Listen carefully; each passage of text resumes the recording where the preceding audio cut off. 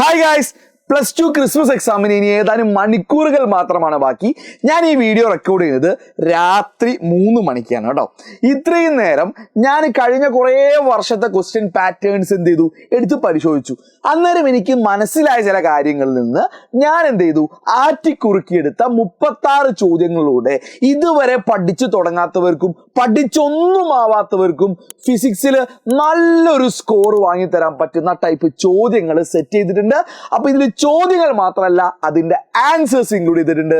So video ഇപ്പൊ തന്നെ നിങ്ങളെ ഗ്യാങ്ങിന് എല്ലാവർക്കും അയച്ചു കൊടുക്കുക. എല്ലാവരും പാസ്സാവട്ടെ. നിങ്ങൾ എല്ലാവരും ഈ വീഡിയോ ലൈക്ക് ചെയ്ത് ഷെയർ ചെയ്തെന്ന് ഉറപ്പ് വരുത്തി നിങ്ങൾ വീഡിയോ തുടർന്ന് കാണുക. അപ്പോൾ എനിക്ക് നിങ്ങളോട് പറയാനുള്ളത്, ഇത്രയും കാലത്തെ ക്വസ്റ്റ്യൻ പേപ്പർ അനലൈസ് ചെയ്തപ്പോൾ എപ്പോഴും കണ്ടത് ടേം 1 എന്ന് പറഞ്ഞ എക്സാം സ്ഥിരമായിട്ട് നടക്കാറുണ്ടായിരുന്നു. അതായത് ഓണപ്പരീക്ഷ നടക്കാറുണ്ടായിരുന്നു. എന്നാൽ കൊറോണയുടെ ശേഷം ഓണപ്പരീക്ഷ നടന്നിട്ടില്ല, സീരിയസ് ആയിട്ടൊന്നും നടന്നിട്ടില്ല. സ്റ്റിൽ പഴയ പാറ്റേൺ തന്നെയാണ് തുടരുന്നത്. ആദ്യത്തെ 4 ചാപ്റ്ററിൽ നിന്ന് ക്രിസ്മസ് എക്സാമിന് മാർക്ക് വെയിറ്റേജ് +2 കുറവാണ്. പക്ഷെ മറിച്ച് +1 സാധാരണ പോലെ തന്നെ വരുന്നുണ്ട്. അപ്പോൾ ഏതൊരു +2 വിദ്യാർത്ഥിയും അറിഞ്ഞിരിക്കേണ്ട കാര്യം, ചാപ്റ്റർ 1 to 4 നിങ്ങൾക്ക് മാർക്ക് കമ്പാരിറ്റീവ്ലി കുറവായിരിക്കും. ഇപ്പൊ കഴിഞ്ഞ വർഷത്തെ കണക്ക് നോക്കുകയാണെങ്കിൽ കഴിഞ്ഞ വർഷം ആദ്യത്തെ 4 ചാപ്റ്റേഴ്സും കൂടി ആയിട്ട് 18ഓളം മാർക്ക് മാത്രമേ വന്നിട്ടുള്ളൂ. ബാക്കി മാർക്കുകളൊക്കെ കംപ്ലീറ്റ് വന്നത് എവിടുന്ന ചാപ്റ്റർ 5 മുതൽ 10 വരെയുള്ളതാണ്. അപ്പൊ സത്യത്തില് നിങ്ങൾ ഈ 6 പാഠം പഠിക്കുകയാണെങ്കിൽ, ഈ 6 പാഠം പ്രോപ്പറായി പഠിക്കുകയാണെങ്കിൽ നിങ്ങൾക്ക് ഡെഫിനറ്റ്ലി 50+ മാർക്ക് കിട്ടും. അതിന്റെ കൂടെ ചാപ്റ്റർ 1 to 4 മോസ്റ്റ് ഇമ്പോർട്ടൻറ്റ് കാര്യങ്ങൾ പഠിച്ചു കഴിഞ്ഞാൽ സ്റ്റിൽ ഫുൾ മാർക്ക് വാങ്ങാനുള്ള ഒരു സമയമൊക്കെ ഉണ്ട്. അപ്പൊ നമ്മൾ ഈ വീഡിയോയില് ക്വസ്റ്റ്യൻസിലൂടെ തന്നെ പോകുന്നത്, നമ്മൾ സ്റ്റാർട്ട് ചെയ്യുന്നത് ചാപ്റ്റർ 10 നിന്ന് പിറകോട്ടാണ്. അപ്പൊ ആ ഇമ്പോർട്ടൻസ് ഞാൻ കീപ്പ് ചെയ്തുകൊണ്ടാണ് മുന്നോട്ട് പോകുന്നത്. അപ്പൊ ആദ്യം തന്നെ വേവ് ഒപ്റ്റിക്സിലോട്ടാണ് പോകുന്നത്. വേവ് ഒപ്റ്റിക്സിൽ 1, 2, 3, 4 ചോദ്യങ്ങളാണ് നമ്മൾ ഡിസ്കസ് ചെയ്യുന്നത് കേട്ടോ. 4 ചോദ്യങ്ങളാണ് വേവ് ഒപ്റ്റിക്സിൽ നിങ്ങൾ മസ്റ്റ് ആയിട്ട് പഠിച്ചിരിക്കേണ്ടത്. സോ പിടിച്ചോ. ആദ്യത്തെ ചോദ്യം എന്താണെന്ന് വെച്ച് കഴിഞ്ഞാൽ, സ്നെൽസ് ലോ ഡിറൈവ് ചെയ്യാനുണ്ട്. ഏത് യൂസ് ചെയ്തിട്ട്? Huygens principle. അപ്പോൾ ഇതിന്റെ ഉത്തരം ഡീറ്റെയിൽ ആയിട്ട് ഇപ്പൊ പറഞ്ഞ് നിങ്ങളെ പഠിപ്പിക്കണം എനിക്ക് ആഗ്രഹമുണ്ട്. പക്ഷെ പറഞ്ഞാലും അത് കേൾക്കാനും മനസ്സിലാക്കാനും ഇനി സത്യം പറഞ്ഞ സമയമില്ല. അപ്പൊ അതുകൊണ്ട് ഞാൻ ഇതിന്റെ ഒരു ഇതിവൃത്തം പറഞ്ഞുതരാം. നിങ്ങൾക്ക് വളരെ ഷോർട്ടായുള്ള കാര്യങ്ങൾ പറഞ്ഞുതരാം. ആൻഡ് ഈ വീഡിയോയുടെ കൂടെ തന്നെ നിങ്ങൾക്ക് ഇതിന്റെ നോട്ട് ലഭിക്കും. താഴെ പിൻഡ് മെസ്സേജുള്ള എക്സാം കമ്മിറ്റി നിങ്ങൾ ജോയിൻ ചെയ്താൽ മതി. അതിൽ ഞാൻ ഇടയ്ക്കിടയ്ക്ക് ഞാൻ അതിലിങ്ങനെ സെൻഡ് ചെയ്യാം. അപ്പോൾ നിങ്ങൾ എപ്പം ജോയിൻ ചെയ്താൽ അതിൽ കിട്ടും. അപ്പോൾ വേഗം ജോയിൻ ചെയ്യാത്തവർ ജോയിൻ ചെയ്യുക. അപ്പോൾ ഹൈഗൻസ് പ്രിൻസിപ്പിൾ ഇന്ന് സ്നെൽസ് ലോ ഡിറൈവ് ചെയ്യാൻ വേണ്ടി നിങ്ങൾക്കൊരു ഫിഗർ വേണം. അപ്പോൾ ആ ഫിഗർ വരയ്ക്കുമ്പോൾ നിങ്ങൾ ശ്രദ്ധിക്കേണ്ട കാര്യങ്ങൾ ഞാൻ പറഞ്ഞുതരാം. അതിൽ നിങ്ങൾ പ്രോപ്പറായിട്ട് വരയ്ക്കുക. പലരും കുറെ പേരൊക്കെ കൊടുക്കും. പേരിലൊന്നും കാര്യമില്ല മക്കളെ. നിങ്ങൾ ആ ഇൻസിഡന്റ് വേവ് ഫ്രണ്ടും റിഫ്രാക്റ്റഡ് വേവ് ഫ്രണ്ടും വരയ്ക്കുന്നതിലാണ് പ്രധാനപ്പെട്ട അവിടുത്തെ കാര്യമുള്ളത്. എന്നിട്ട് നമ്മൾ എന്താ ചെയ്യുന്നത് വെച്ച് കഴിഞ്ഞാൽ, ഇവിടെയുള്ള ഈ ഒരു ഡിസ്റ്റൻസ് ഇല്ലേ, V1t എന്ന് പറഞ്ഞ ഡിസ്റ്റൻസ്, ആ V1tയും ഈ V2tയും നമ്മൾ ബേസിക്കലി കാൽക്കുലേറ്റ് ചെയ്യുന്നു. ഏത് ഇക്വേഷൻ ഉപയോഗിച്ചിട്ട്? Distance is equal to speed into time, അല്ലെങ്കിൽ വെലോസിറ്റി ഇൻറ്റു ടൈം എന്ന് പറഞ്ഞ ഇക്വേഷൻ പ്രകാരം നമ്മൾ V1tയും V2tയും ഫിഗറിൽ നിന്ന് ഉണ്ടാക്കിയെടുക്കുക ചെയ്യുന്നത്. അപ്പോൾ ആ V1tയും V2tയും ഉപയോഗിച്ചിട്ട് നമ്മൾ എന്ത് ചെയ്യുന്നു? ഗ്രാജുവലി sin i യും sin r ഉം കാണുന്നു. എന്നിട്ട് അവർ തമ്മിൽ ഡിവൈഡ് ചെയ്തിട്ട് sin i by sin r is equal to n2 by n1 എന്ന് പറഞ്ഞ ഇക്വേഷനോട് എത്തിപ്പെടുകയാണ്. അപ്പോൾ ഇത് നിങ്ങൾക്ക് ഷോർട്ടായിട്ട് നിങ്ങൾക്ക് പഠിക്കാൻ പറ്റും. അത് ഞാൻ ഇപ്പൊ പറഞ്ഞാൽ നിങ്ങൾക്ക് മനസ്സിലാവൂല, നിങ്ങൾക്ക് സമയമില്ല. അതുകൊണ്ട് നിങ്ങൾ ക്ലാസ്സിന് ശേഷം ഇത് ഇത്രയും സ്റ്റെപ്പെങ്കിലും ഇതിന്റെ വളരെ ഇമ്പോർട്ടൻറ്റ് സ്റ്റെപ്പെങ്കിലും പഠിച്ചു വെക്കാം. ഇനി ക്വസ്റ്റ്യൻ 2 പോവുകയാണെങ്കിൽ, ഇതേ ഹൈഗൻസ് പ്രിൻസിപ്പിളിൽ നിന്ന് നിങ്ങൾക്ക് എന്ത് പഠിക്കാനുണ്ടോ മക്കളെ? റിഫ്ലക്ഷന്റെ ലോന്റെ പ്രൂഫാണ്. അതായത് ആംഗിൾ ഐയും ആംഗിൾ ആറും ഈക്വൽ ആണെന്നുള്ള പ്രൂഫാണ് അവിടെ നിങ്ങൾ ഉണ്ടാക്കേണ്ടത്. അപ്പോൾ നിങ്ങൾ ഇതിനു വേണ്ടി ചെയ്യേണ്ട കാര്യം, ഇതിന്റെ ഇതിവൃത്തം പറഞ്ഞുതരാം. നിങ്ങൾ ഈ ഫിഗറൊക്കെ വരയ്ക്കുമ്പോൾ നിങ്ങളൊരു ലൈറ്റ് റേ വരുന്നു, ഇൻസിഡന്റ് ചെയ്യുന്നു, റിഫ്ലക്ട് ചെയ്ത് പോകുന്നു. അപ്പോൾ അവിടെ നമ്മളൊരു ട്രയാങ്കിൾ ഒക്കെ ഉണ്ടാക്കുന്നു. 1 അല്ല 2 ട്രയാങ്കിളാണ് നമ്മൾ കൺസിഡർ ചെയ്യുന്നത്. അപ്പോൾ നമ്മളിവിടെ പേരൊക്കെ കൊടുത്ത ട്രയാങ്കിൾസ് നിങ്ങൾ നോക്കാം. ഇവിടെ ഞാൻ ഇങ്ങനെ ഒരു ട്രയാങ്കിൾ ഉണ്ടാവും, EAC എന്ന് പറഞ്ഞ ട്രയാങ്കിൾ ഉണ്ടാവും. സിമിലർലി ഇവിടെ BAC എന്ന് പറഞ്ഞ മറ്റൊരു ട്രയാങ്കിൾ ഉണ്ടാവും. നമ്മളിവിടെ ചെയ്യുന്നത്, ഈ മൊത്തം പരിപാടി ചെയ്യുന്നത്, ഇവർ രണ്ടുപേരും കോൺഗ്രുവൻ്റ് ആണെന്ന് നമ്മൾ പ്രൂവ് ചെയ്യാണ്. കോൺഗ്രുവൻസി എന്ന് പറഞ്ഞ കൺസെപ്റ്റ് പ്രൂവ് ചെയ്യാണ്. അപ്പോൾ അതിന് വേണ്ടിയുള്ള ചില പരിപാടികൾ നമ്മൾ ചെയ്യുന്നേ ഉള്ളൂ. അപ്പോൾ അറ്റ്ലീസ്റ്റ് ഐഡിയ ഉണ്ടാക്കുക. എന്നിട്ട് നമ്മൾ ഈ ആംഗിൾ ഐയും ഈ ആംഗിൾ ആറും ഈക്വൽ ആണെന്ന് പ്രൂവ് ചെയ്തെടുക്കുക ചെയ്യുന്നത്. അതാണ് ഇവിടുത്തെ ഇതിവൃത്തം. അപ്പോൾ ഷോർട്ടായിട്ടെങ്കിലും ഇത് പഠിക്കുക. ഈ ഫിഗറിനൊക്കെ മാർക്ക് ഉണ്ട്. ഈ ചോദ്യം ചോദിക്കുകയാണെങ്കിൽ അത് 4 മാർക്കിനായിരിക്കും. ഈ ചോദ്യം ചോദിക്കുകയാണെങ്കിൽ 3 മാർക്കിനായിരിക്കും. പഠിച്ചേക്കണടാ മക്കളെ. ഇനി മൂന്നാമത്തെ ചോദ്യത്തിലോട്ട് പോവുകയാണെങ്കിൽ, വേവ് ഒപ്റ്റിക്സിലെ വളരെ ഇമ്പോർട്ടൻറ്റ് കൺസെപ്റ്റാണ് ഇന്റർഫറൻസ്. ആ ഇന്റർഫറൻസിൽ കൺസ്ട്രക്റ്റീവായിട്ടും ഡിസ്ട്രക്റ്റീവായിട്ടും ഇന്റർഫറൻസ് ഉണ്ടാവും. അപ്പൊ അതില് നിങ്ങൾക്ക് അതിന്റെ കണ്ടീഷനാണ് പഠിക്കേണ്ടത്. അപ്പൊ നിങ്ങൾ പഠിച്ചോ പാത്ത് ഡിഫറൻസ് അതായത് S2P - S1P എന്ന് പറഞ്ഞു കഴിഞ്ഞാൽ ലാംഡയുടെ വേവ് ലെങ്ത്തിന്റെ ഇന്റഗ്രൽ മൾട്ടിപ്പിൾ ആണ്. ഇന്റഗ്രൽ മൾട്ടിപ്പിൾ എന്ന് പറഞ്ഞാൽ എന്നിന്റെ വാല്യൂ 0, 1, 2, 3 പോലുള്ള നമ്പേഴ്സ് ഒക്കെ വരാം. അപ്പോ S2P - S1P അതായത് path length equal to n lambda where n equal to 1, 2, 3. അപ്പം ഇന്റഗ്രൽ മൾട്ടിപ്പിൾ ഓഫ് ലാംഡ ആണെങ്കിൽ അത് കൺസ്ട്രക്റ്റീവ് ഇന്റർഫറൻസ് ആയിരിക്കും. ഇനി ഡിസ്ട്രക്റ്റീവ് ഇന്റർഫറൻസ് എപ്പോഴാണ് നടക്കുക? അത് ഓഡ് ഇന്റഗ്രൽ മൾട്ടിപ്പിൾസ് ആകുമ്പോഴാണ്. Odd integral multiples of λ/2, lambda അല്ല λ/2.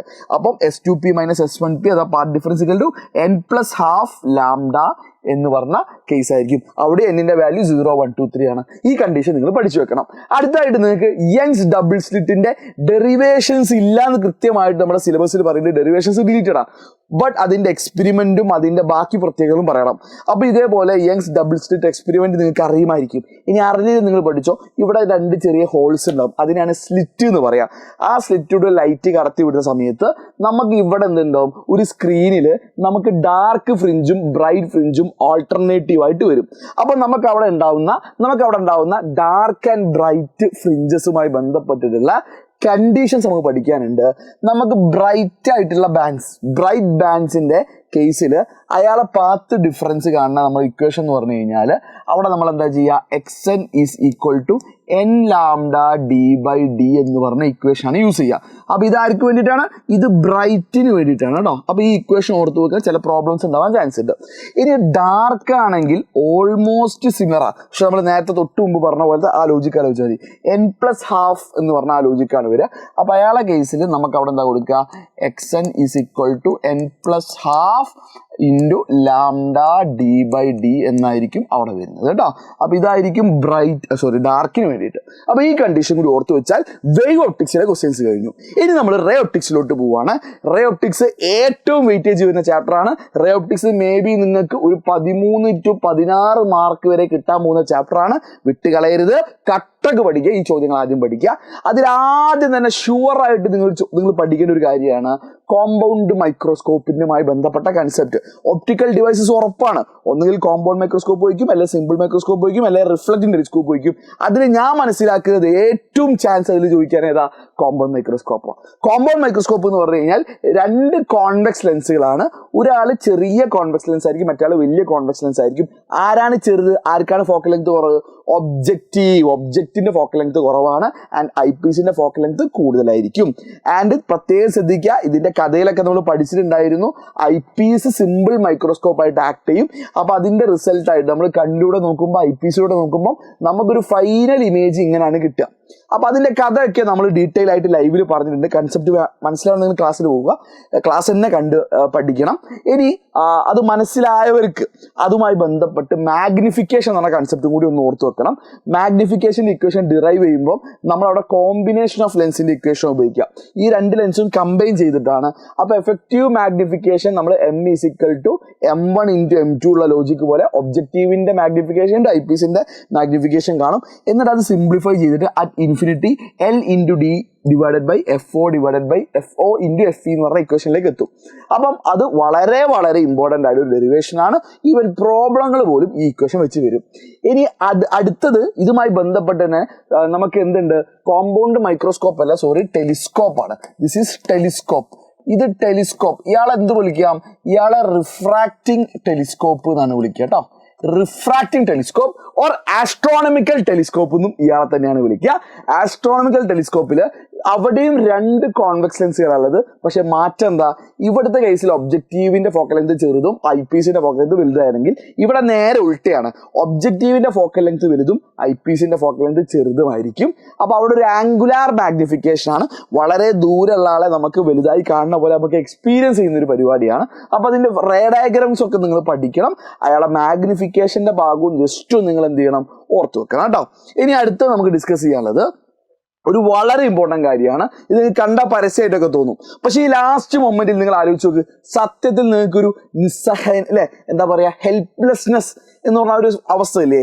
എന്ത് പഠിക്കണം എന്നറിയില്ല, എവിടെ തുടങ്ങണം എന്നറിയില്ല, ഒരു സപ്പോർട്ടില്ല, ഏത് ക്ലാസ് കാണണമെന്ന് പോലും അറിയില്ല. ഇനി പഠിക്കണം എന്ന് വിചാരിച്ചാലും അതിനൊരു ഫയർ കിട്ടുന്നില്ല. മക്കളെ, നിങ്ങൾക്ക് ഇതൊക്കെ കിട്ടുന്ന ഒരു ബാച്ച് എഡ്യൂബോർഡ് സ്റ്റാർട്ട് ചെയ്തിട്ടുണ്ട്. നിങ്ങൾക്ക് വെറും എന്ന് പറഞ്ഞാൽ നിങ്ങൾക്ക് 1,999 ആണ് ഫീസ് വരുന്നത്. ആ 1,999 നിങ്ങൾക്ക് കംപ്ലീറ്റ് +2 കിട്ടുകയാണ്. അതിൻ്റെ കൂടെ നിങ്ങൾക്ക് +1 ഇമ്പ്രൂവ്മെന്റ്, നിങ്ങൾക്ക് +1 സംഭവിച്ച എല്ലാ മിസ്റ്റേക്സും നിങ്ങൾക്ക് ഇമ്പ്രൂവ്മെന്റിലൂടെ തിരുത്താൻ പറ്റും. ആ ഇമ്പ്രൂവ്മെന്റ് നിങ്ങൾക്ക് 100% ഫ്രീ ആയിട്ട് കിട്ടാൻ പോവുകയാണ്, അതും +2ന്റെ കൂടെ തന്നെ. അപ്പോൾ ബൂസ്റ്റർ ബാച്ചിൽ നിങ്ങൾ രജിസ്റ്റർ ചെയ്യുക. രജിസ്റ്റർ ചെയ്തിട്ടാൽ മതി, ഫീസ് ഇപ്പോൾ അടയ്ക്കണമെന്നില്ല. ഈ വീഡിയോ കണ്ടിട്ട് എക്സാം കഴിഞ്ഞിട്ട് ഫീസ് അടച്ചാൽ മതി. പക്ഷേ നിങ്ങൾ രജിസ്ട്രേഷൻ ഈ വീഡിയോയുടെ താഴെ ലിങ്ക് കൊടുക്കാം, അത് ക്ലിക്ക് ചെയ്ത് നിങ്ങൾ രജിസ്ട്രേഷൻ എങ്കിലും അറ്റ്ലീസ്റ്റ് കംപ്ലീറ്റ് ചെയ്തിടുക. പൈസ പിന്നീട് നിങ്ങൾക്ക് അടച്ചാൽ മതി. ജോയിൻ ചെയ്യാൻ നമ്മൾ ഡിസംബർ 27 അതിൻ്റെ ഷെഡ്യൂൾ സ്റ്റാർട്ട് ചെയ്യുക. അപ്പോൾ അതുവരെ നിങ്ങൾക്ക് ജോയിൻ ചെയ്യാൻ സമയമുണ്ട്. പക്ഷേ രജിസ്റ്റർ ചെയ്തില്ലെങ്കിൽ, ആദ്യത്തെ ആ 2000 സ്റ്റുഡൻസ് പെട്ടിയില്ലെങ്കിൽ നിങ്ങൾക്ക് എന്ത് ഇഷ്ടപ്പെടും, ഓഫർ ഇഷ്ടപ്പെടും. ഇനി അടുത്തത് റേ ഒപ്റ്റിക്സിലെ ഒരു ഷുവർ ഷോർട്ട് ക്വസ്റ്റ്യൻ ആണ്. 4 മാർക്സിന് പ്രിസവുമായി ബന്ധപ്പെട്ട റിഫ്രാക്റ്റീവ് ഇൻഡെക്സിന്റെ ഡെറിവേഷൻ. മക്കളെ പഠിച്ചേക്കണേ. അതായത് ഇതിന്റെ റേ ഡയഗ്രം വരയ്ക്കാൻ പഠിക്കണം, ഇതിൽ ആംഗിൾ ഓഫ് ഇൻസിഡൻസ് അറിയണം, ആംഗിൾ ഓഫ് എമർജൻസ് അറിയണം, ആംഗിൾ ഓഫ് പ്രിസം അറിയണം, ആംഗിൾ ഓഫ് ഡീവിയേഷൻ അറിയണം, ഇതെല്ലാം മാർക്ക് ചെയ്യാൻ അറിയണം. എന്നിട്ട് ആ ഡെറിവേഷൻ നമുക്ക് പഠിക്കാനുണ്ട്. ഈ പ്രിസത്തിന്റെ റിഫ്രാക്റ്റീവ് ഇൻഡെക്സ് കാണുന്ന സമയത്ത് ഒന്നെങ്കിൽ A = R1 + R2 എന്നോ D = I + E - A എന്ന് പറഞ്ഞ ഇക്വേഷനോ ഡിറൈവ് ചെയ്യാൻ ചിലപ്പോൾ ചോദിക്കും. ഇനി അതൊന്നും അല്ലാതെ ഇതൊക്കെ നേരെ കംപ്ലീറ്റ് ചെയ്തുകൊണ്ട് ഫൈനലായിട്ട് നിങ്ങൾക്ക് ഇതുപോലൊരു ഇക്വേഷൻ കിട്ടാണ്ട്, N = sin A + D/2 sin A/2 എന്ന് പറഞ്ഞ ഇക്വേഷൻ കിട്ടാണ്ട്, അതും നിങ്ങൾക്ക് പഠിക്കാനുണ്ട്. അപ്പോൾ ഇത് ഇത്രയും വലിയ ഡെറിവേഷൻ ആയതുകൊണ്ട് മക്കളെ, ഇത് വരികയാണെങ്കിൽ ലോട്ടറിയാണ്. 3 അല്ലേ 4 മാർക്കിനും ഒറ്റയടിക്ക് ചോദിക്കുന്ന ചോദ്യമാണ്. ഈവൻ ഇത് വെച്ചിട്ടുള്ള ന്യൂമറിക്കൽ ചോദ്യങ്ങൾ പോലും നിങ്ങൾ എക്സ്പെക്ട് ചെയ്യണം. So be ready for it. ഇത് പഠിക്കാൻ നിങ്ങൾ പോകണ്ട, എൻ്റെ വാക്കാണ്. നിങ്ങൾ ഇത് പഠിക്കാതെ പോകരുത്. നിങ്ങളത് വിഷമിക്കും, നിങ്ങളത് ദുഃഖിക്കും. ഉറപ്പാണ് ഇത് പഠിച്ചില്ലെങ്കിൽ പണി കിട്ടും. ഓക്കെ, എന്തായാലും അത് ചോദിക്കും, ഗ്യാരണ്ടിയാണ്, എന്തെങ്കിലും രീതി ചോദിക്കും. ഇനി ലെൻസ് മേക്കേഴ്സ് ഫോർമുല ചോദിക്കും. ലെൻസ് മേക്കേഴ്സ് ഫോർമുല ലാസ്റ്റ് മൊമെന്റിൽ മനസ്സിലാക്കി പഠിക്കാനൊന്നും സമയമില്ല. അപ്പോൾ അറ്റ്ലീസ്റ്റ് അതിന്റെ ഫിഗർ വരയ്ക്കാൻ പഠിക്കാം. ഫിഗർ വരയ്ക്കുന്ന വലിയ പണിയൊന്നുമില്ല. ഒരു കോൺവെക്സ് ലെൻസ് വരയ്ക്കുക, ഒബ്ജക്റ്റ് വെക്കുക, ഫസ്റ്റ് സർഫസിലേക്ക് വരയ്ക്കുന്നു, അതിന്റെ ഇമേജ് ഇവിടെ കിട്ടുന്നു. പക്ഷേ അത് സെക്കൻഡ് സർഫസ് ഇങ്ങോട്ട് ശരിക്കും ഒരു ഇമേജ് ഇവിടെ ഉണ്ടാക്കുന്നു എന്നൊക്കെ ഒരു കഥയൊക്കെ ഉണ്ട്.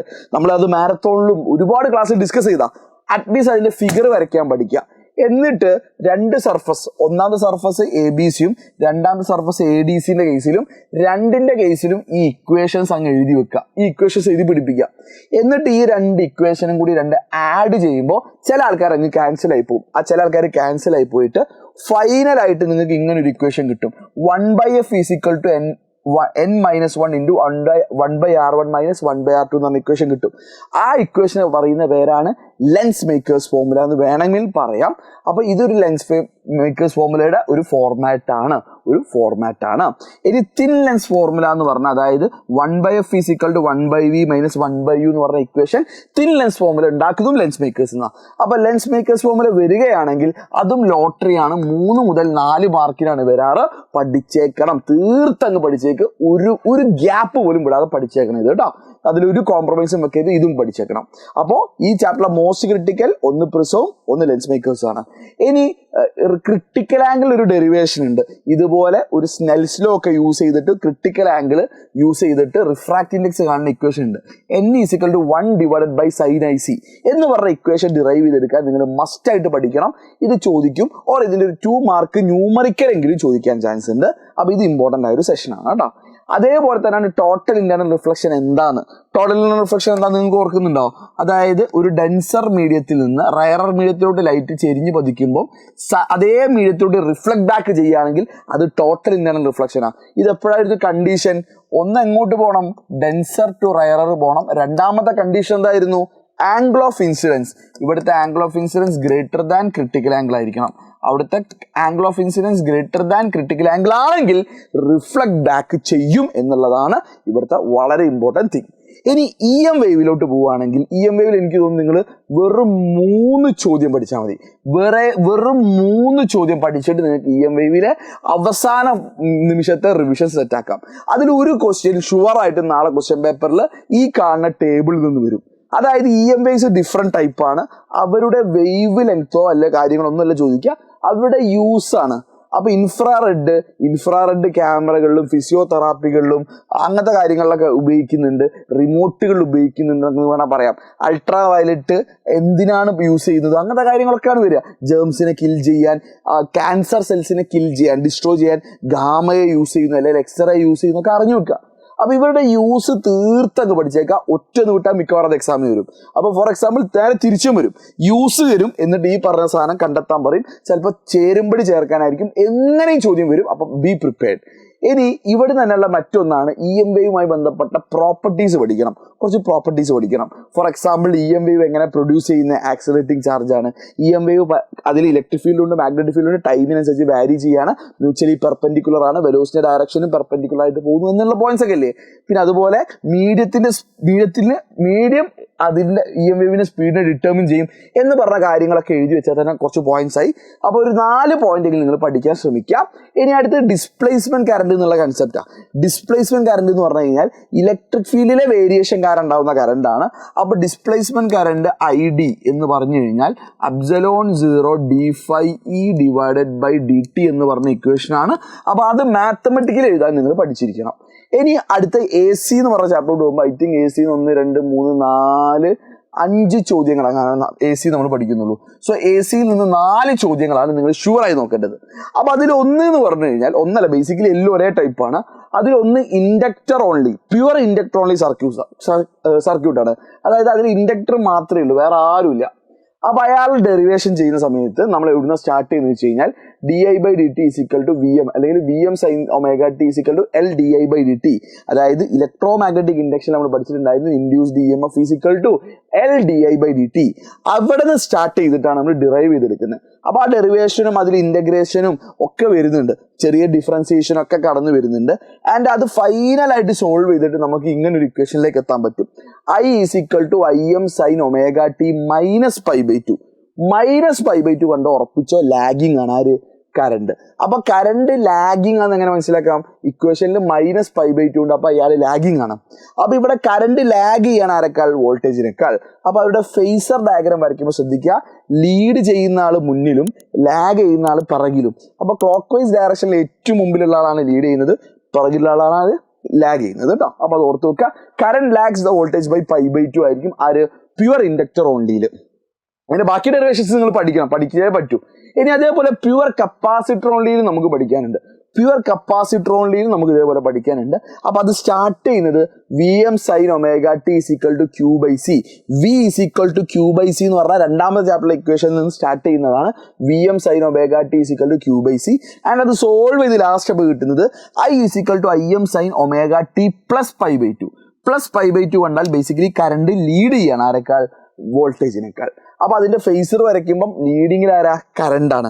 അത് കഴിഞ്ഞ് അതിന്റെ പിറകിലാണ് ആര്? വോൾട്ടേജ് വരുന്നത്. അപ്പോൾ current leads the voltage by π/2. So inductor ഓൺലിയിൽ കറണ്ട് ലാഗ് ചെയ്യും, ഇയാൾ കപ്പാസിറ്റർ ഓൺലിയിൽ കറണ്ട് എന്ത് ചെയ്യും? കറണ്ട് ലീഡ് ചെയ്യും ബൈ π/2. ഇനി last one LCR circuit, series ആയുള്ള കേസാണ് പഠിക്കേണ്ടത്. അപ്പോൾ ഒരു ഫിഗർ ഒക്കെ വരയ്ക്കാൻ പഠിക്കുക. ഇൻഡക്ടർ ഉണ്ട്, കപ്പാസിറ്റർ ഉണ്ട്, റെസിസ്റ്റൻസ് ഉണ്ട്, എല്ലാം സീരീസ് ആണ്.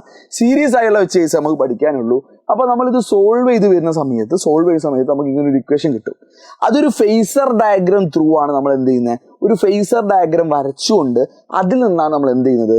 ഇവരൊക്കെ കണ്ടെത്താൻ പോകുന്നത്. അപ്പോൾ അതിൻ്റെ കേസിൽ ഒരു ഡെറിവേഷൻ നമുക്ക് വരുന്നുണ്ട്. ആൻഡ് ഫൈനലായിട്ട് Im = Vm/Z എന്ന് പറയുന്ന റിലേഷൻഷിപ്പ് കിട്ടും. ആ ഒരു പ്രൂഫ് നിങ്ങൾ ഓർത്ത് വെക്കുക. വളരെ ഇമ്പോർട്ടൻ്റ് ആയിട്ട് വളരെ ഇമ്പോർട്ടൻ്റ് ആയിട്ടുള്ള ക്രിസ്മസ് എക്സാമിൻ്റെ ഡെറിവേഷൻ ആണ്. അതിൽ Z എന്ന് പറഞ്ഞാൽ ഇമ്പിഡൻസ് ആണ്. അതുമായി ബന്ധപ്പെട്ട് ഇമ്പിഡൻസ് ട്രയാങ്കിൾ എന്ന് പറഞ്ഞൊരു കൺസെപ്റ്റ് ഉണ്ട്. അപ്പോൾ അതിൽ R ഉണ്ട്, XC - XL ഉണ്ട്, Z ഉണ്ട്. ഇതിനാണ് ഇമ്പിഡൻസ് ട്രയാങ്കിൾ എന്ന് പറയാം. അപ്പോൾ ഇതിൽ നിന്ന് tan φ, അതായത് ഈ ഒരു ആംഗിൾ φ എന്ന് കൊടുത്തു. അത് കാണണമെങ്കിൽ tan ഇൻവേഴ്സ് XC - XL/R എന്ന് പറഞ്ഞ ഇക്വേഷൻ അറിഞ്ഞിരിക്കണം. അടുത്തതായിട്ട് ട്രാൻസ്ഫോമറിൽ നിന്ന് നിങ്ങൾക്ക് ഒരു ചോദ്യം പ്രതീക്ഷിക്കാം.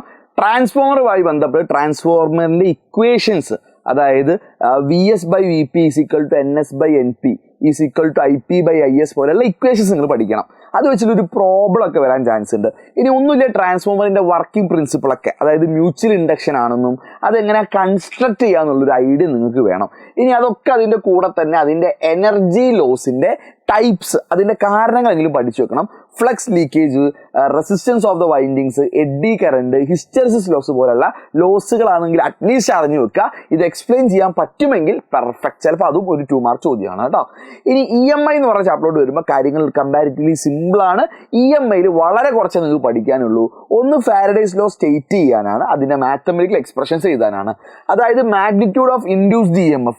ഇൻഡ്യൂസ്ഡ് EMFനെ നിങ്ങൾക്ക് അല്ലെങ്കിൽ ഇങ്ങനെ എഴുതാം. അത് എന്തിന് ഈക്വൽ ആണ്?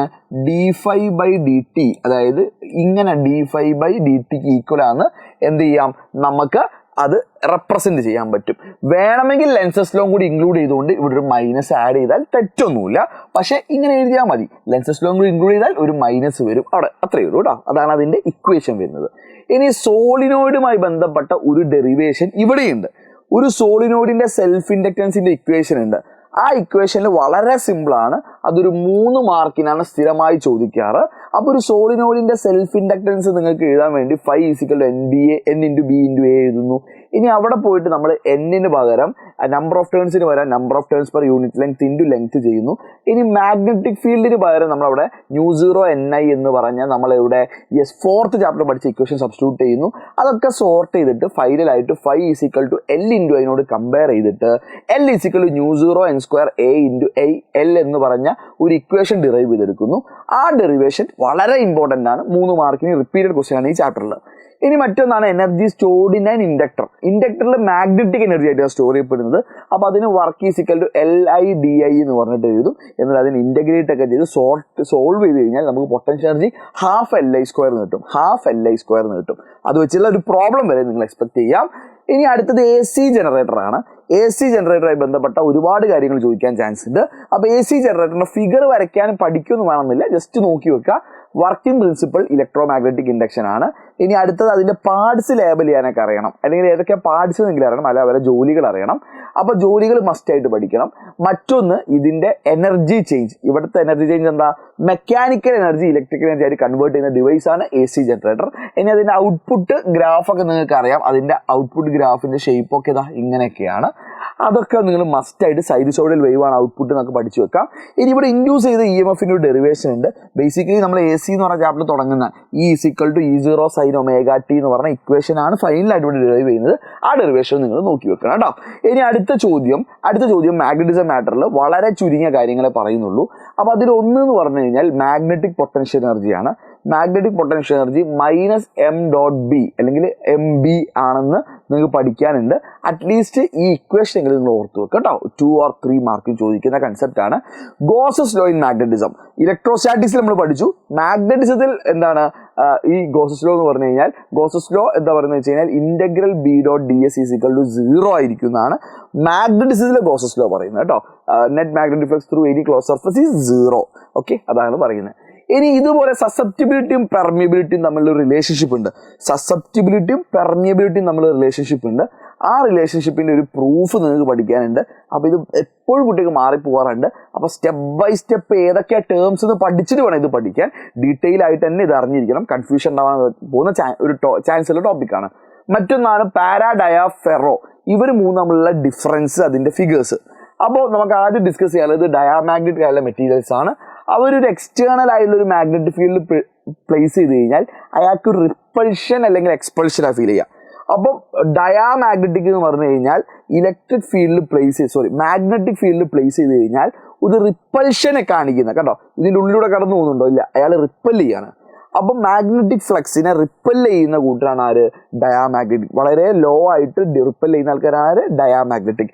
എക്സാമ്പിൾ പഠിക്കണം. Bismuth, copper, diamond, gold, lead, mercury, silicon, nitrogen, water and sodium chloride ഒക്കെ ഇതിൽ പെടുന്നതാണ്. അപ്പോൾ ഇത് പ്രത്യേകം ശ്രദ്ധിക്കുക. ഇത് പ്രോപ്പറായിട്ട് അറിഞ്ഞു വെക്കണം. എക്സാമ്പിൾ ചിലപ്പോൾ തിരിച്ചായിരിക്കും ചോദിക്കുക. എക്സാമ്പിൾ എന്നിട്ട് അത് ഫെറോ ആണോ ഡയ ആണോ പാരാ നമ്മളോട് ക്ലാസിഫൈ ചെയ്യാനുള്ള ചോദ്യങ്ങളും വരാറുണ്ട്. അടുത്ത് നമുക്ക് പഠിക്കാനുള്ളത് പാരാമാഗ്നറ്റിക് ആണ്. പാരാമാഗ്നറ്റിക് എന്താ സംഭവിക്കുക വെച്ചാൽ ഒരു എക്സ്റ്റേണൽ മാഗ്നറ്റിക് ഫീൽഡ് വെച്ച് കഴിഞ്ഞാൽ നിങ്ങൾ ശ്രദ്ധിച്ചേ, ഇവരൊക്കെ കണ്ടോ ഉള്ളോട്ട് കോൺസെൻട്രേറ്റ് ചെയ്യപ്പെടുന്നത് കണ്ടോ? യെസ്. അപ്പോൾ അവരൊക്കെ അട്രാക്റ്റഡ് ആവും. ഇവിടെ റിപ്പൾഷൻ ആണെങ്കിൽ ഇവിടെ അട്രാക്ഷൻ ആയിരിക്കും. അപ്പോൾ പാരാമാഗ്നറ്റിക് മെറ്റീരിയൽസിന്റെ എക്സാമ്പിൾസ് പഠിച്ചോ. Aluminium, sodium, calcium, chromium, lithium, magnesium, oxygen STPയിലാണ്. എല്ലാ ടെമ്പറേച്ചറിലും ഓക്കെ അല്ല. Copper, chloride, platinum, tungsten, niobium. അപ്പോൾ ഇതുപോലുള്ള ഒരുപാട് ആൾക്കാർ എന്താണ്? പാരാമാഗ്നറ്റിക് ആണ്. ബേസിക്കലി അട്രാക്ഷൻ കാണിക്കുന്നതാണ്. ആൻഡ് ഫൈനൽ കൂട്ടുണ്ട് ദാറ്റ് ഈസ് ഫെറോ മാഗ്നറ്റിക്. ഇവർ ഇയാളെക്കാൾ കുറച്ചും കൂടി അട്രാക്ട് ചെയ്യും, മാഗ്നറ്റിക് ഫ്ലക്സിനെ കുറച്ചും കൂടി അട്രാക്ട് ചെയ്യുന്ന ആൾക്കാരാണ് അത് ഫെറോ മാഗ്നറ്റിക്. അപ്പൊ കുറച്ചുകൂടി ഹൈലി അട്രാക്ഷൻ ഉള്ള ആളാണ് ആര് ഫെറോ മാഗ്നറ്റിക്. ജസ്റ്റ് സ്ലോ ഒരു ലൈറ്റ് ആയിട്ടുള്ള അട്രാക്ഷൻ ഉള്ള ആളാണ് ആര് പാരാമാഗ്നറ്റിക്. ലൈറ്റ് ആയിട്ടുള്ള റിപ്പൾഷൻ ഉള്ള ആളാണ് ഡയാമാഗ്നറ്റ് കേട്ടോ. അപ്പൊ അതിൽ മറ്റൊരു കാര്യം കൂടി നോക്കുക, ഇയാൾ എക്സാമ്പിൾ ഫെറോ മാഗ്നറ്റിന്റെ എക്സാമ്പിൾ ഒന്ന് അയേൺ ആണ്, കൊബാൾട്ട് ആണ്, നിക്കൽ ആണ്, ഗഡോലിനിയം ഒക്കെ എന്താണ് ഈ പറഞ്ഞ ഈ കാറ്റഗറിയിൽ ഫെറോ മാഗ്നറ്റിക്കിൽ വരുന്നതാണ്. ഇനി അടുത്ത ചാപ്റ്റർ മൂവിങ് ചാർജസ് ആണ്. മൂവിങ് ചാർജസിൽ അവിടുന്ന് അങ്ങോട്ടുള്ള ചാപ്റ്റേഴ്സിൽ നമ്മൾ വളരെ സെലക്ടഡ് ക്വസ്റ്റ്യൻസ് ചെയ്യുന്നുള്ളൂ. അപ്പൊ അതിൽ ഒന്ന് സ്റ്റേറ്റ് ആംബിയർ സർക്യൂട്ടൽ ലോ, അതായത് ampere circuital law integral B dot D L കോസിനൽ B dot D L is equal mu zero I എന്ന് പറഞ്ഞ ആ ലോ സ്റ്റേറ്റ് ചെയ്യാനുണ്ടാവും. എന്നിട്ട് അത് യൂസ് ചെയ്തിട്ട് ഒരു ലോങ് വയറിന്റെ എന്താണ് അയാൾക്ക് ചുറ്റുള്ള magnetic field equation mu zero I by 2πr എന്നുള്ള പ്രൂഫില്ലേ, ആ പ്രൂഫ് നിങ്ങൾ പഠിച്ചേക്ക്, ചോദിക്കാൻ ചാൻസ് ഉണ്ട് കേട്ടോ. ഇനി അടുത്തതാണ് torque on rectangular current loop. Generator നമ്മൾ കണ്ടു, അയാൾ ഇങ്ങനെ കറങ്ങുന്നത് കണ്ടു. അപ്പൊ അതുപോലെ ഒരു കറന്റ് ലൂപ്പ് മാഗ്നറ്റിക് ഫീൽഡിൽ പ്ലേസ് ചെയ്ത് കഴിഞ്ഞാൽ അയാൾക്ക് എക്സ്പീരിയൻസ് ചെയ്യുന്ന ഫോഴ്സ് മറ്റു കാര്യങ്ങളൊക്കെയാണ് ഇതിലൂടെ ഡിസ്കസ് ചെയ്യുന്നത് കേട്ടോ. അപ്പൊ ഇയാളെ മേലിൽ ഫോഴ്സിനേക്കാൾ കൂടുതൽ അത് റൊട്ടേഷണൽ ആയിട്ടാണ് ഫീൽ ചെയ്യാം. അപ്പൊ ഈ ലൂപ്പ് ഇങ്ങനെ കറങ്ങുന്നതായിട്ട് ഫ്രീ ടു റൊട്ടേറ്റ്, അപ്പൊ അതിൽ റൊട്ടേറ്റ് ചെയ്യാണ് ബേസിക്കലി ടോർക്കാണ് അവിടെ ഉണ്ടാകുന്നത്. ഫോഴ്സിനെ കുറിച്ചല്ല നമ്മൾ ഡിസ്കസ് ചെയ്യുന്നത്, അവിടെ ടോർക്കിനെ കുറിച്ചാണ്. അപ്പൊ അതുമായി ബന്ധപ്പെട്ട് torque tau is equal to M cross B എന്ന് പറഞ്ഞ ഒരു ഡെറിവേഷൻ ഉണ്ട്. Torque tau is equal to M cross B എന്ന് പറയുന്ന ഡെറിവേഷൻ നിങ്ങൾക്ക് പഠിക്കാനുണ്ട്. അപ്പൊ അത് മസ്റ്റ് ആയിട്ട് നിങ്ങൾ ഓർത്ത് വെക്കുക കേട്ടോ, അത് ചോദിക്കാൻ ചാൻസ് ഉള്ള ചോദ്യമാണ്. ഇനി അടുത്ത പരിപാടി എന്ന് പറഞ്ഞു കഴിഞ്ഞാൽ എങ്ങനെയാണ് ഗാലോമീറ്റർ അമ്മീറ്റർ ആയിട്ട് വോൾട്ട് മീറ്റർ ആയിട്ട് കൺവേർട്ട് ചെയ്യാന്നുള്ള ചോദ്യമാണ്. അപ്പോൾ അമ്മീറ്റർ ആക്കാൻ വേണ്ടി നിങ്ങൾ shunt resistance, very slow resistance parallel ആയിട്ട് ഗാലോമീറ്റർ വെച്ച് കഴിഞ്ഞാൽ ആ എൻറ്റയർ സെറ്റപ്പ് അമ്മീറ്റർ ആയിട്ട് പ്രവർത്തിക്കും. ഇനി വോൾട്ട് മീറ്റർ ആണെങ്കിൽ ഒരു ഹൈ റെസിസ്റ്റൻസ് ആ ഗാലോമീറ്ററിന് സീരീസ് ആയി വെച്ചാൽ അയാൾ വോൾട്ട് മീറ്റർ ആയിട്ട് പ്രവർത്തിക്കും. അപ്പൊ ഇത് തമ്മിൽ മാറിപ്പോകരുത്. ഷണ്ട് റെസിസ്റ്റൻസ് പാരലായി വെച്ച് കഴിഞ്ഞാൽ അയാൾ അമ്മീറ്റർ ആയിട്ടും, എൻ്റെ സീരീസ് ആയിട്ട് വോൾട്ട് മീറ്റർ വെച്ച് കഴിഞ്ഞാൽ, ഒറ്റാളെ വെച്ച് കഴിഞ്ഞാൽ വോൾട്ട് മീറ്റർ അല്ല, സീരീസ് ആയിട്ട് ഹൈ റെസിസ്റ്റൻസ് പ്ലേസ് ചെയ്ത് കഴിഞ്ഞാൽ അത് ടോട്ടൽ വോൾട്ട് മീറ്റർ ആവുമെന്ന് നമുക്ക് അറിയുന്ന കാര്യമാണ്. ഇനി കറണ്ട് ഇലക്ട്രിസിറ്റിയിലോട്ട് പോവുകയാണെങ്കിൽ ഈ രണ്ട് സാധനങ്ങൾ ഞാൻ ഇവിടെ കാര്യമായിട്ട് പറയുന്നുള്ളൂ. ഓക്കെ, അത് ബാക്കി പഠിക്കേണ്ടെന്നല്ല, ഇതെങ്കിലും പഠിച്ചു നോക്കുക കേട്ടോ, ഇതെങ്കിലും പഠിച്ചു നോക്കി. കഴിഞ്ഞ പോലത്തെ പാറ്റേണിൽ ഇല്ലാത്ത ചില ചോദ്യങ്ങളാണ്, അപ്പൊ അത് ചോദിക്കാനുള്ള ടെൻഡൻസി കൂടുതലാണ്. അതുകൊണ്ട് ഇത്തരം ചോദ്യങ്ങൾ നിന്ന് പഠിക്കുക കേട്ടോ. ഇനി അടുത്ത നമുക്ക് പഠിക്കാനുള്ളത് കറണ്ട് ഇലക്ട്രിസിറ്റിയാണ്. കറണ്ട് ഇലക്ട്രിസിറ്റിന്റെ കേസിൽ നമുക്ക് ഡ്രിഫ്റ്റ് വെലോസിറ്റി ഡെഫിനേഷനും അയാളുടെ ഫൈനൽ ഇക്വേഷൻ E/m² എന്ന് പറഞ്ഞ ഇക്വേഷൻ ഡിറൈവ് ചെയ്യുന്നതും മസ്റ്റ് ആയിട്ട് പഠിക്കണം. അപ്പൊ ഇതിന്റെ ഡെറിവേഷന്റെ സ്റ്റെപ്പ് ഏറ്റവും സിമ്പിൾ പഠിച്ചാൽ മതി. എക്സാം ഹോളിൽ നിങ്ങൾ പോയിട്ട് നിങ്ങൾ എന്ത് ചെയ്യുക, ഇത് വേഗം ഇതേപോലെ തന്നെ പകർത്താൻ നോക്കുക. ഏറ്റവും കുറഞ്ഞിട്ടുള്ള ആ ഒരു വേർഷൻ മാത്രം നിങ്ങൾ പഠിച്ചാൽ മതി കേട്ടോ ഡ്രിഫ്റ്റ് വെലോസിറ്റിന്റെ കേസിൽ. ഇനി അടുത്തത് ഈ ചാപ്റ്ററിലെ മോസ്റ്റ് ഇമ്പോർട്ടൻറ്റ് കൺസെപ്റ്റ് ആണ് ആര്, whetstone bridge. Whetstone bridge solve ചെയ്യാൻ അറിയാതെ നിങ്ങൾ പോകണ്ടെന്നാണ് ഞാൻ പറയാം. വീറ്റ്സ്റ്റോൺ ബ്രിഡ്ജിൽ നിങ്ങൾക്കറിയാം ബാലൻസിങ് കണ്ടീഷനിൽ ഇതിലൂടെ കറണ്ട് ഒന്നും ഒഴുകൂല, IG 0 ആയിരിക്കും. അപ്പൊ ഇത് വരയ്ക്കാനും ബാലൻസിങ് കണ്ടീഷനിൽ കറണ്ട് IG 0 ആണെന്നൊക്കെ എഴുതാൻ പറ്റണം. അപ്പൊ ഇതിൽ നോ ഡിഫ്ലക്ഷൻ ആണ് എഴുതാൻ പറ്റണം. ആൻഡ് അത് സോർട്ട് ചെയ്തിട്ട് R2/R1 അല്ലെങ്കിൽ R1/R2 is equal to R3/R4 അല്ലെങ്കിൽ R4/R3 എന്ന് പറഞ്ഞാൽ ആ റിലേഷൻഷിപ്പിന്റെ പ്രൂഫ് നിങ്ങൾ പഠിക്കണം. മസ്റ്റ് സ്റ്റഡിയാണ്, അതിലൊരു കോംപ്രമൈസും ഇല്ല. ഇനി കിർച്ചോഫിന്റെ ജംഗ്ഷൻ റൂളും ലൂപ്പ് റൂളും നിങ്ങൾ പഠിച്ചു വെക്കണം. അതിൽ ഫസ്റ്റ് റൂളിനെയാണ് എന്ത് ജംഗ്ഷൻ റൂൾ എന്ന് പറയാം. അപ്പൊ ജംഗ്ഷൻ റൂൾ എന്ന് പറഞ്ഞാൽ ഫസ്റ്റ് റൂളാണ്. അപ്പൊ ചില ഫസ്റ്റ് എന്ന് പറയാതെ ജംഗ്ഷൻ റൂൾ എന്ന് പറയാം. അപ്പോൾ ഒരു ജംഗ്ഷനിലേക്ക് എൻ്റർ ചെയ്യുന്നതും ലീവ് ചെയ്യുന്ന കറണ്ടിന്റെ എന്താണ്, കറണ്ട് അവിടെ ചാർജ് കൺസേർവ്ഡ് ആയതുകൊണ്ട് അവരുടെ ടോട്ടൽ സമ്മ് 0 ആയിരിക്കും. എത്രയാണോ എൻ്റർ ചെയ്യുന്നത് അത് എക്സിറ്റ് ആവുന്നുണ്ട്. അപ്പൊ എൻ്റർ ചെയ്യുന്നത് പോസിറ്റീവ് ആണെങ്കിൽ എക്സിറ്റ് ചെയ്യുന്ന നെഗറ്റീവ് ആണെങ്കിൽ രണ്ടും കൂടി ആഡ് ചെയ്താൽ 0 ആയിപ്പോൾ. സോ ടോട്ടൽ സമ്മ് ഒരു ജംഗ്ഷനിൽ എന്തായിരിക്കും, എപ്പോഴും 0 ആയിരിക്കും കേട്ടോ. കറണ്ടിന്റെ കേസിൽ രണ്ടാമത്തെ ലോനെ വിളിക്കുന്ന പേരാണ് ലൂപ്പ് റൂൾ. അപ്പൊ അവിടെ പറയുന്നത് അവിടെ ആൽജിബ്രൈക് സമ്മാണ്, പക്ഷെ changes in potential around any close loop, ഒരു ക്ലോസ് ലൂപ്പിന് ചുറ്റുള്ള പൊട്ടൻഷ്യലിന്റെ ചേഞ്ചിന്റെ സമ്മ് എന്തായിരിക്കും, അതും 0 എന്നാ പറയുന്നത് കേട്ടോ. അപ്പൊ ΔV = 0, സം ΔV = 0 എന്നാണ് അതിന്റെ ആ ഒരു ഇക്വേഷൻ പറയുന്നത്. അപ്പൊ ഇത് പഠിച്ചു വെക്കുക കേട്ടോ. ഇനി പൊട്ടൻഷ്യൽ ആൻഡ് കപ്പാസിറ്റൻസിൽ മസ്റ്റായി നിങ്ങൾ പഠിച്ചിരിക്കേണ്ട രണ്ട് ചോദ്യങ്ങൾ, ഒന്ന് സീരീസ് ആയിട്ടും പാരലായിട്ടും കപ്പാസിറ്റർ വെച്ച് കഴിഞ്ഞാൽ അതിന്റെ എഫക്റ്റീവ് കപ്പാസിറ്റൻസിന്റെ ഇക്വേഷൻസ് ആണ്. ഡെറിവേഷൻസ് പഠിക്കണം, ഷുവർ ക്വസ്റ്റ്യൻസ് ആണ്. ഇതിൽ ഏതെങ്കിലും ന്യൂമറിക്കൽ പോലും വരാൻ ചാൻസ് ഉണ്ട്. ഇനി അടുത്തത് പാരലൽ പ്ലേറ്റ് കപ്പാസിറ്ററിന്റെ ഡെറിവേഷൻ ഉണ്ട്. ഒരു പാരലൽ പ്ലേറ്റ് കപ്പാസിറ്റർ വരയ്ക്കണം, എന്നിട്ട് അതിന്റെ ഡെറിവേഷൻ ചെയ്തിട്ട് ഫൈനൽ ε/d കിട്ടണം. അത് കിട്ടുന്നവരെ നിങ്ങൾ ഇത് മസ്റ്റായിട്ട് പഠിക്കണം, റിപ്പീറ്റ് ചെയ്തിട്ട് പഠിക്കുക. ഇത് റിപ്പീറ്റഡ് ക്വസ്റ്റ്യൻ ആണ്. കഴിഞ്ഞ വർഷം എനിക്ക് തോന്നുന്നു ഈ ചാപ്റ്ററിൽ വന്ന ചോദ്യം ഇതാണ് തോന്നുന്നു. അപ്പോൾ ഇനി വരാൻ ചാൻസ് കൂടുതലുള്ള ഒരു ടോപ്പിക്കാണ്. ഇനി എന്താണ് സ്റ്റേബിൾ ആൻഡ് അൺസ്റ്റേബിൾ ഇക്വിലിബ്രിയം എന്ന് പറഞ്ഞു കഴിഞ്ഞാൽ, സ്റ്റേബിൾ ഇക്വിലിബ്രിയം എന്ന് പറഞ്ഞു കഴിഞ്ഞാൽ ഇലക്ട്രിക് ഫീൽഡും ഈ ഡൈപോൾ മൊമെന്റും സെയിം ആംഗിൾ ആണ്. അപ്പോൾ സ്റ്റേബിൾ ഇക്വിലിബ്രിയം എന്ന് പറയുകയാണെങ്കിൽ തീറ്റയുടെ വാല്യൂ 0 ആവും, പൊട്ടൻഷ്യൽ എനർജി മിനിമം ആയിരിക്കും. Potential energy minimum. അൺസ്റ്റേബിൾ എന്ന് പറഞ്ഞു കഴിഞ്ഞാൽ അവിടെ തീറ്റയുടെ വാല്യൂ 180 ഡിഗ്രിയും അയാളെ പൊട്ടൻഷ്യൽ എനർജി മാക്സിമം ആയിരിക്കും. അപ്പോൾ ഒരു dipole uniform electric field place ചെയ്താൽ മാക്സിമം എന്താണ് പൊട്ടൻഷ്യൽ എനർജി ഉള്ള കേസാണ് അൺസ്റ്റേബിൾ ഇക്വിലിബ്രിയം. അതെപ്പോഴാണ് 180 ഡിഗ്രിയാണ് അവർക്കിടയിലുള്ള ആംഗിൾ ആകുമ്പോൾ. ഇനി ഏറ്റവും സ്റ്റേബിൾ ആയിട്ട് പൊട്ടൻഷ്യൽ എനർജി മിനിമം ഉള്ള കേസാണ്. അപ്പോൾ 0 ഡിഗ്രി ആയിരിക്കും എന്ന് ഓർത്ത് വെക്കുക കേട്ടോ. അത്ര ഇത് ഞാൻ എന്ത് ചെയ്യുള്ളൂ, ഈ ചാപ്റ്റർ ഫൈനലായിട്ട് പറയുന്നുള്ളൂ. കാരണം വെയിറ്റേജ് എത്ര പേര് നമുക്ക് ഒരു ഉറപ്പില്ല, ബാക്കി പഠിക്കേണ്ടെന്ന് ഞാൻ പറയുന്നില്ല. ഇനി നിങ്ങൾ ഇത് പഠിച്ചാൽ മതി.